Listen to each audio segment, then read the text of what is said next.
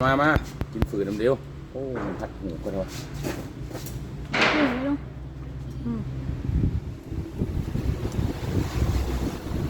ตัวเสียงขวางเจ้าเองไหมหลายจ้ามาเลยกินมันก็เด้อตัวเองกินเองนะเฮ็ดเองกินเอง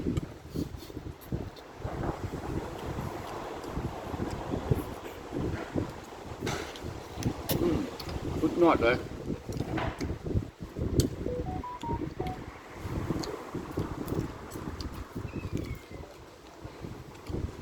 ไม่กินหนูนะ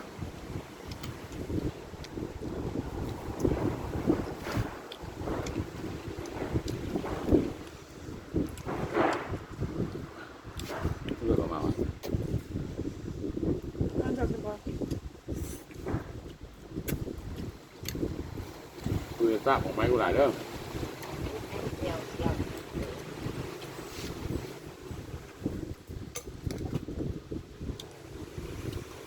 กับอันกระเจี๊ยบเขียวเองแล้วกับปืนเราเอง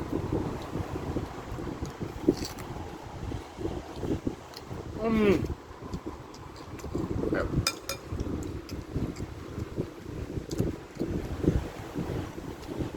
แบบเกาหลี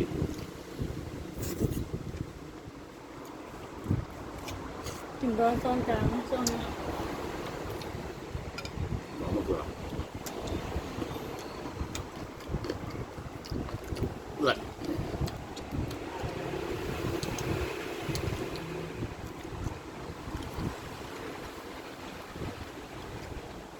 ของเต็มหลายพวกของเวทดอก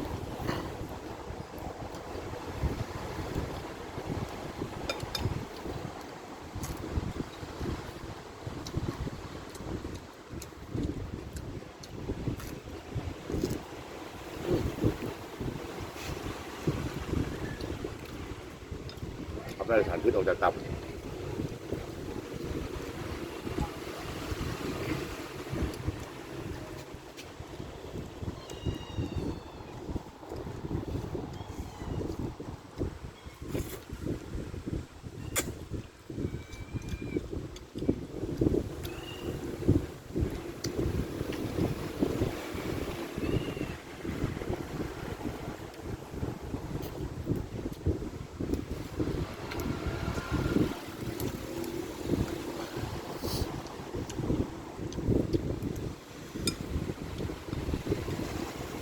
แซ่บแบบคน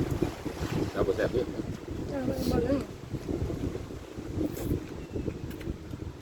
หมูชิ้นนี้ก็แซ่บ อืม เดี๋ยวก็ทำ เน้นผักกับเน้นมะเขือ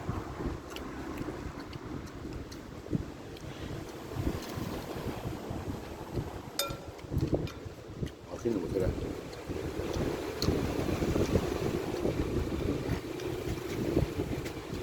มันก็คุยกับปีกนะ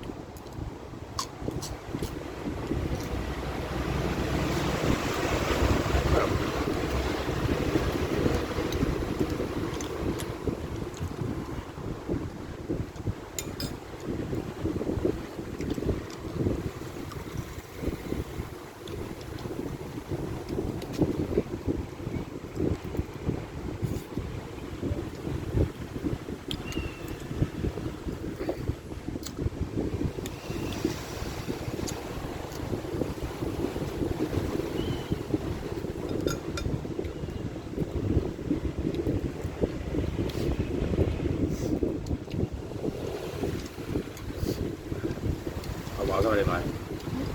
ฮะ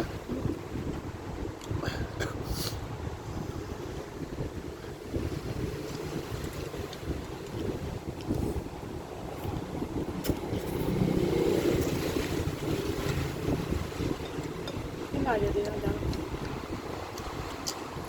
ไปกับ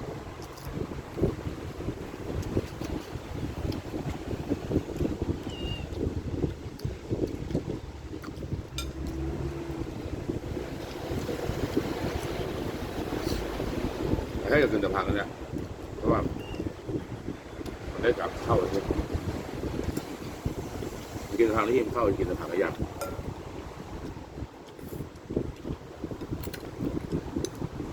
เสือแซ่บแซ่บป่ะเสือเนี่ย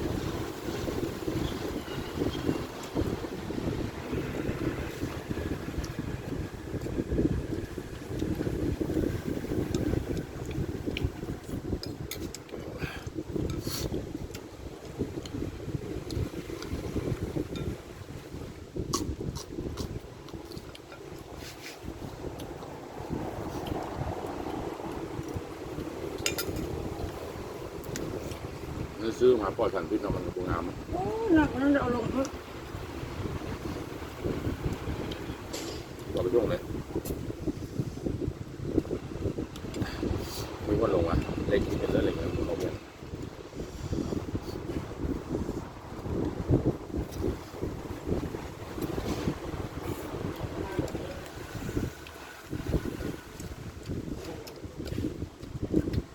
ขึ้นไปด้วยต้องหาแล้วเลยก่อนลงนะ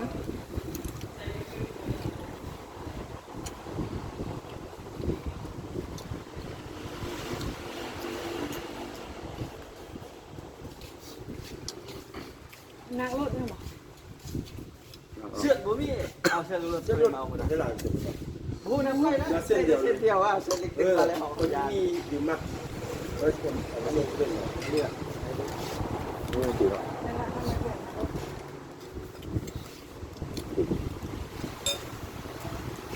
ก็ร้าน200,000 34เดือน2 4 550,000 มันหน่อยเนี่ยข้างเนี่ยเอามาหน่อย ถ้านั้นจะขอไปลงเลยมัดนะ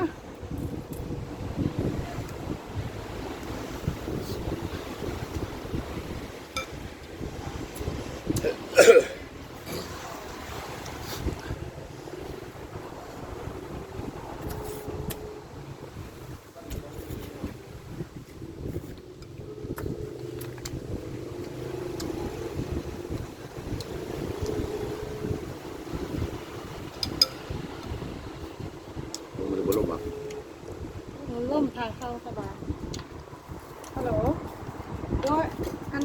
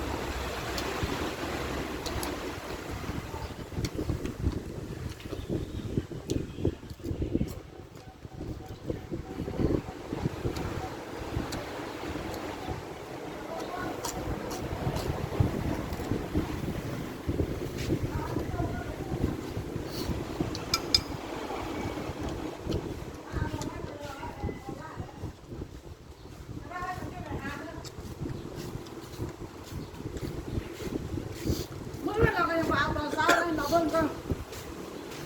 นะลงวันนี้ก่อนนะ มันมีคนอยุสนามแล้วมันเครื่องเสียแล้วมันจะยากแม่งกว่าเรา โอเคมันเป็นยัง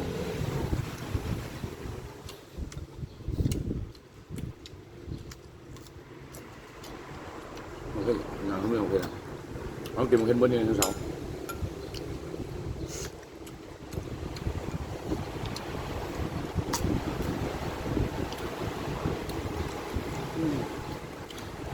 เนี่ยหมดแล้ว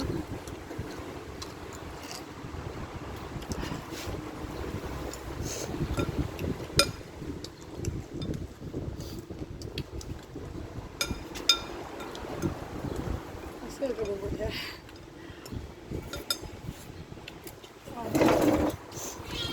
ขอโทษแม่ขอโทษ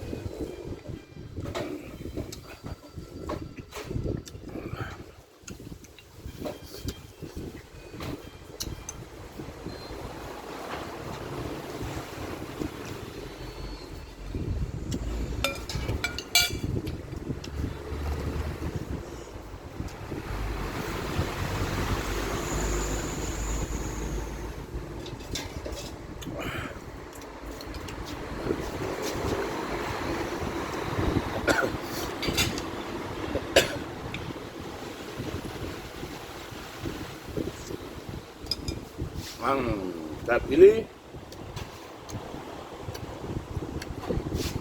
มึงเห็ดไปหน่อยสาวหน่อยจบนี่ก่อนเนาะติดตามทุกคนไลค์กดแชร์เด้อ